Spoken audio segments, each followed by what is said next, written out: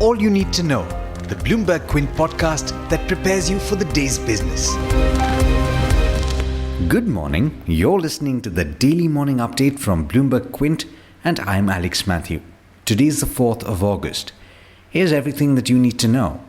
The rise in new COVID-19 infections in India continues to be among the highest in the world, with over 2.5 lakh new cases having been added in the last 5 days of reporting. Today's tally, which is updated at around 8 a.m. by the Health Ministry, will likely take the total number past 18.5 lakh. Globally, the total number of cases has now crossed 18 million, with 1 million cases being added every 4 days. The World Health Organization has said that it expects the COVID-19 pandemic to be of lengthy duration. In the top news after market hours yesterday, there's an update from the banking space. Growth in non-food credit for the banking industry as a whole dropped to its lowest in at least 3 years in the fortnight ended July 17th. Non-food credit rose by 5.81% year-on-year to 101.33 lakh crore, according to data released by the Reserve Bank of India. This is the lowest since July 2017, when non-food credit growth was at 5.79%. Deposit growth continues to run higher than credit growth, though. During the same fortnight, deposit growth was at 10.8%. Banks, however, remain reluctant to lend due to the uncertainty caused by the COVID-19 pandemic. Sticking with news in the banking space, Moody's Investors Service has upgraded Yes Bank's long-term foreign currency issuer rating by a notch after the private lender raised 15,000 crore rupees in a follow-on public offer last month. The rating agency upgraded Yes Bank from CAA1 to B3, according to its statement yesterday. In case you're unfamiliar with Moody's rating scale, CAA1 indicates poor quality with very high credit risk, while B3 still represents a speculative investment with high credit risk.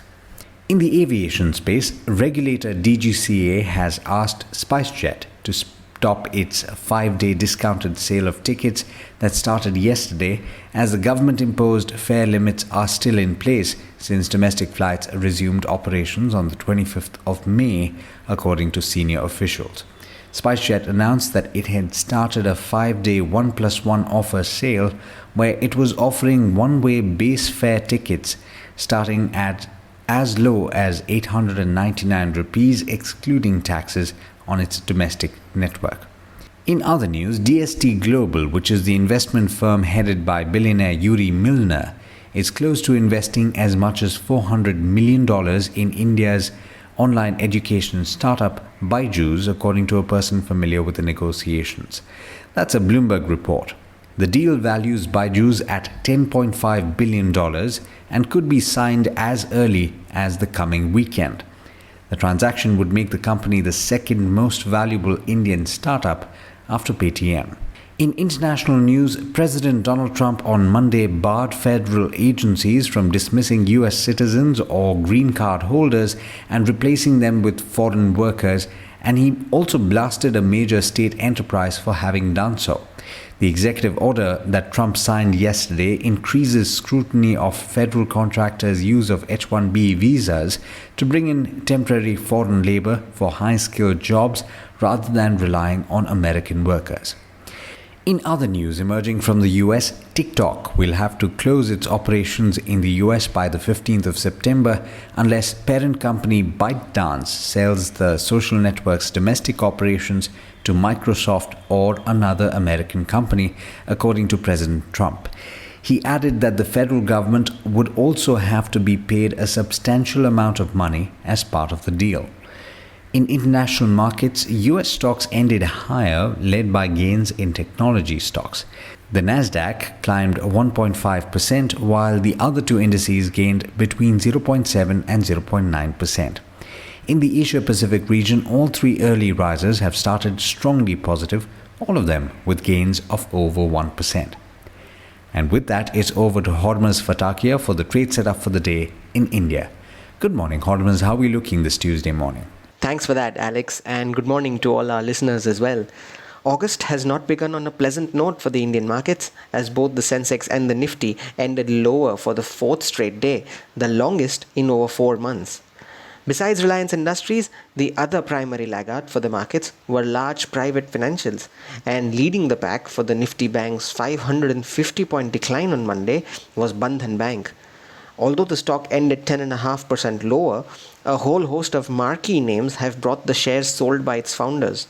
Some of them include Singapore's GIC, BlackRock, Temasek, Societe Generale, Credit Suisse, and Morgan Stanley.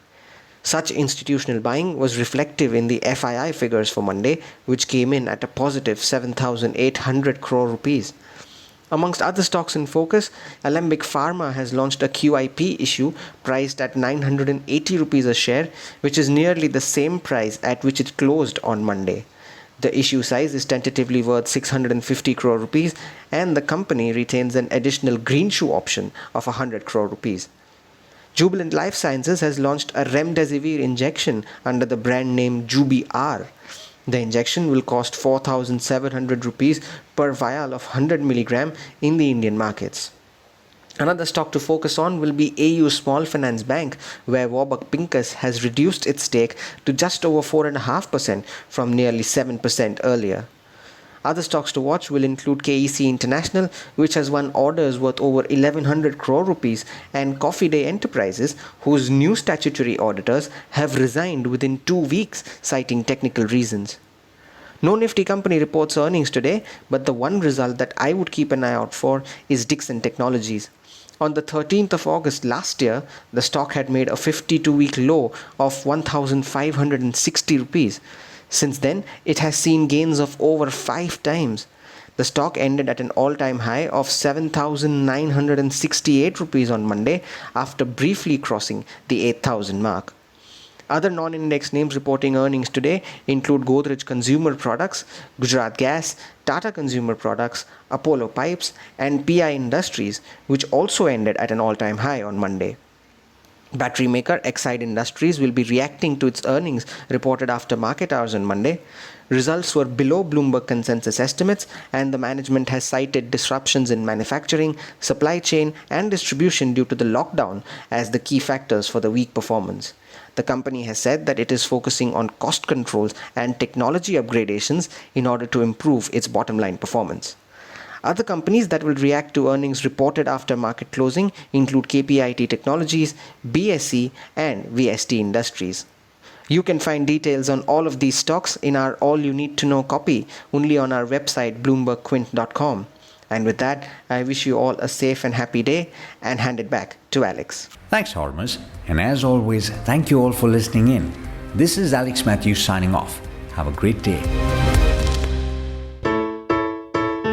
I hope you enjoyed listening to All You Need to Know. Did you know that you could listen to the show on the IVM Podcast app?